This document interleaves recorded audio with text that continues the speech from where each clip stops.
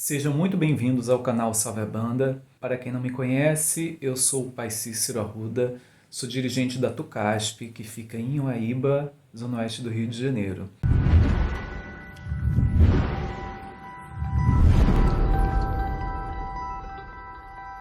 Todas as sextas-feiras a gente aborda algum tema a respeito de Umbanda, Jurema, Candomblé e religiões afins.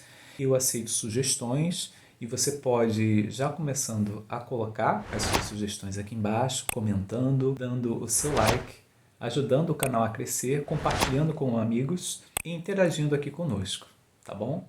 O tema que será abordado hoje é uma sugestão de um seguidor, se eu me recordo, salvo engano, o nome dele é Felipe Barroso, Barreto, enfim. E ele questiona a respeito de como você ter pontos de firmeza para fazer as oferendas, seja fora de casa ou dentro de casa. Como é que seria o mais adequado para isso. Essa parte já entra um pouco nos fundamentos da Umbanda, e isso vai gerar uma certa discrepância de acordo com a linha de trabalho de cada casa, da forma da doutrina de cada casa. Porém, na minha casa, falo pela minha, obviamente, a gente tem o costume de fazer oferendas na natureza e também dentro do terreiro. As oferendas na natureza a gente faz no ponto de força de cada orixá ou cada entidade. Por exemplo, Iemanjá a gente faz na praia, marinheiro também a gente faz na praia, para Ogum numa estrada, numa linha férrea, numa subida, numa ladeira, também pode ser feito para Ogum. Para Exu, vai depender do campo de atuação de cada um. Então, se é um Exu de cemitério, a gente pode fazer a oferenda no cemitério. Se é um Exu de encruzilhada, a gente vai fazer na encruzilhada. A gente respeita cada área de domínio dessa entidade. E assim também, para um boiadeiro, pode ser num local onde tenha criação de gado, na porteira de um curral, ou até mesmo numa estrada. Para um cigano, pode ser numa estrada, pode ser num gramado, num jardim, numa montanha. Para Oxalá a gente coloca também numa montanha ou num gramado, num jardim, sempre em local que não tem espinho. A gente evita plantas que tenham espinho. Aos pés de uma árvore frondosa também pode ser colocado uma oferenda. Para Oxum na cachoeira, para Xangô numa pedreira ou em cima de uma pedra grande, de um lajedo, para Oxóssi nas matas e por aí vai. Conforme a entidade, conforme o orixá, a gente vai fazer no seu domínio. Quando a gente não tem isso muito próximo, vamos colocar, por exemplo, uma pessoa que mora no centro de São Paulo, que não tem uma cachoeira tão próximo, não tem uma mata tão próxima, ou em algum outro centro urbano também. Ela pode fazer no seu terreiro, porque o terreiro ele é um local de concentração de energias.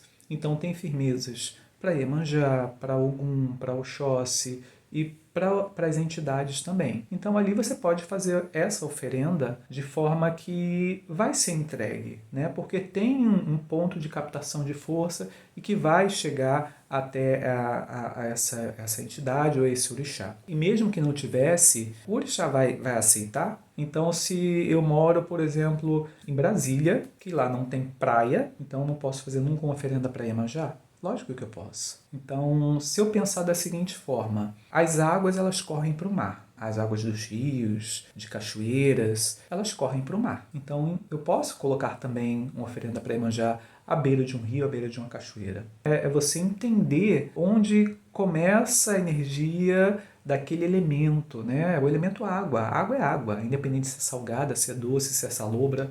É água. Então, se a gente tem essa oportunidade de colocar no local adequado, a gente coloca. Se a gente não tem, a gente faz as adaptações.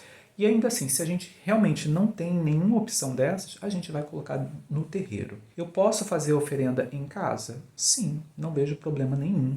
Desde que você saiba o que esteja fazendo para não ferir aquela energia a qual você vai dar uma oferenda. Então, por exemplo, se eu vou fazer algo para Oxalá, eu não vou colocar um dendê, não vou usar um carvão nem uma pimenta, né? Nem uma cachaça, porque eu vou estar ferindo aquela energia que é contrária a esses elementos. Então, eu tenho que saber o que eu estou fazendo. Então, não é simplesmente fazer por fazer. Há que se ter o conhecimento. Uma coisa que eu esqueci de falar, Quando a gente faz uma oferenda na natureza, a gente está entrando na casa do orixá ou da entidade. E a gente não deixa a casa do orixá ou da entidade suja. Então não vou deixar sacola, não vou deixar garrafa, não vou deixar tigela de louça, alguidar. Tudo que a minha casa faz, a gente faz em folhas. Folha de mamona, folha de taioba, folha de bananeira. E a gente coloca lá, arria a oferenda. A bebida a gente despeja ao redor, ou quando muito a gente coloca em coité, em cuia, feita de coco, uma cabaça também poderia ser, de forma que seja o mais natural possível e degradável, porque a gente deixar elementos que vão demorar milhares de anos para degradar, a gente está sujando, a gente está tornando o domínio do orixá um lixão. Mas enfim, vamos supor que eu não tenha terreiro, vamos supor que eu não tenha um local na natureza para fazer essas oferendas. Onde eu vou fazer? Na minha casa eu posso fazer. Se você tiver um local como se fosse um altar, alguma coisa assim, você pode estar fazendo ali, colocando a sua oferenda ali, dependendo de qual energia que você está trabalhando ali. Às vezes você pode ter um altar de ciganos, então ali só vai oferenda para cigano. Você pode colocar frutas, vinho, pão, entre outros elementos. Se você tem um altar sincrético ou não, se você usa santos católicos ou não, mas que seja voltado para orixás e entidades, você pode também ofertar ali a sua oferenda. Quanto a Exu e Pombagira, em geral, se coloca próximo à entrada do portão de casa.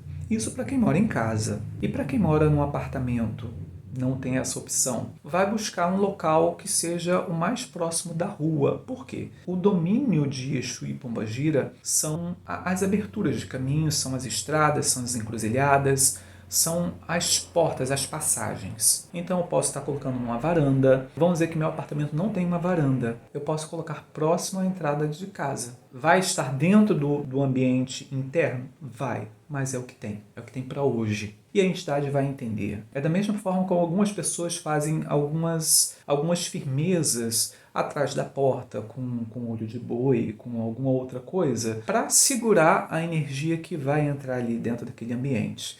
Então, se puder ser feita alguma coisa próximo a essa entrada, se não tem um outro lugar que seja externo, então que seja ali. A entidade vai entender dessa impossibilidade e você vai fazer a sua oferenda normalmente. Quanto tempo eu devo deixar uma oferenda na minha casa? Eu costumo não deixar mais do que 3 dias, porque já começa a putrefar, né, a apodrecer, já começa a cheirar mal, a atrair mosquinhas ou moscas mesmo. A energia daqueles elementos já foram utilizadas. Então, não vejo motivo daquilo estar ali mais presente. Tem que deixar 7 dias, gente. Coloca uma canjica 7 dias, vai ficar azeda, vai ficar fedida, não vai ficar muito legal, vai mofar. Então, eu deixo no máximo 3 dias. E o que eu faço depois com essa oferenda? Eu vou colocar num ambiente o mais natural possível, um jardim,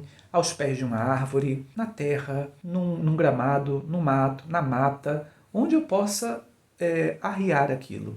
E sem a sacola. Eu vou despejar aqueles elementos no chão para que sejam degradados, né? Para que sejam absorvidos pelo solo. Eu considero essa a melhor forma de você devolver essa energia. Em relação a velas, em casa você pode colocar uma vela de 7 dias, de 21 dias, o tempo que você quiser, nessas oferendas. E quanto às velas, principalmente quando a gente vai fazer uma oferenda na natureza, a gente tem que ter a noção que essa vela ela pode causar incêndio. Então eu vou limpar muito bem o local para que não fique folhas secas, para que não fique a vela encostada no tronco de uma árvore, para não gerar um incêndio, né? Eu não quero queimar o domínio do orixá, o reino dele. Então eu vou ter esse cuidado.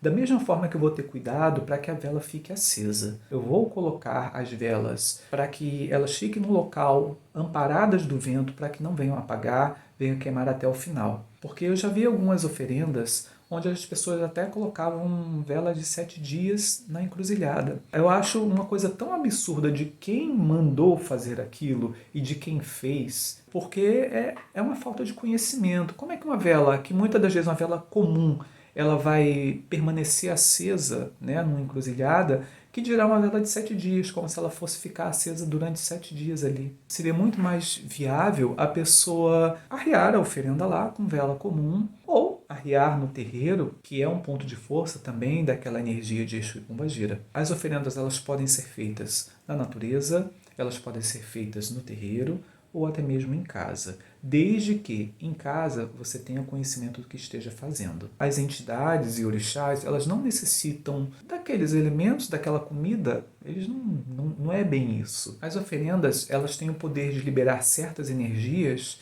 em nosso favor. O orixá ou a entidade vai utilizar daqueles elementos, da energia que emana daqueles elementos, para realizar coisas em nosso favor. O orixá não come, o orixá não bebe, o orixá não fuma, né? O orixá ou a entidade não fuma. Quem acha que está ofertando porque o orixá gosta daquilo, não é bem assim. Os elementos são utilizados para apaziguar, para ativar, né, determinada energia, para acalmar, para fazer movimentação de energia, para trazer prosperidade, para atrair o amor, para atrair dinheiro, para atrair coisas boas, para afastar coisas ruins. Então, todos os elementos que são utilizados numa oferenda têm um porquê. E cabe o filho de santo ele saber do que está fazendo. Porque senão o efeito pode ser totalmente contrário. Ou pode fazer uma coisa, mas eu fiz isso para tal orixá ou para tal entidade e não deu certo. Ou acabou piorando a situação. Mas por quê? Talvez por falta de ciência, por falta de conhecimento acerca daqueles elementos que estão sendo utilizados e manipulados pelas energias espirituais. Então, cabe ter conhecimento antes de fazer qualquer oferenda, antes de você criar também em sua casa um altar, uma tronqueira, ou o que seja que você venha fazer na sua casa. Você tem que ter o conhecimento de como se faz aquilo. Se você não tem o conhecimento, procure quem tem o conhecimento para te auxiliar. Nada impede de você ter na sua casa pontos de força também, onde você pode ter essa ligação um pouco mais constante. Porque muitas pessoas, elas precisam sim de uma coisa material, elas precisam olhar para aquilo, se comunicar, conversar, elas se sentem acolhidas. Essa é a palavra mais acertada. Elas se sentem acolhidas por aquela energia que ela está vendo. Muitas das vezes a pessoa não consegue simplesmente olhar para a rua ou para qualquer outro ambiente e se comunicar com o orixá ou uma entidade. Às vezes ela precisa de estar num ambiente, né, no domínio do orixá ou da entidade, ou então estar frente a um assentamento, ou de uma firmeza, ou de um altar, para conseguir se conectar. Depende muito de cada pessoa. Para quem necessita de ter um altar, de ter uma tronqueira, procure quem saiba para fazer para você. Espero que eu tenha conseguido dirimir algumas dúvidas. Fiquem à vontade para perguntar, para fazer os seus comentários aqui embaixo, para dar sugestões para novos vídeos. Não se esqueça de dar o seu like, compartilhe com os amigos, se inscreva no canal e não se esqueça de ativar o sininho, tá bom? Um grande abraço, fiquem com Deus.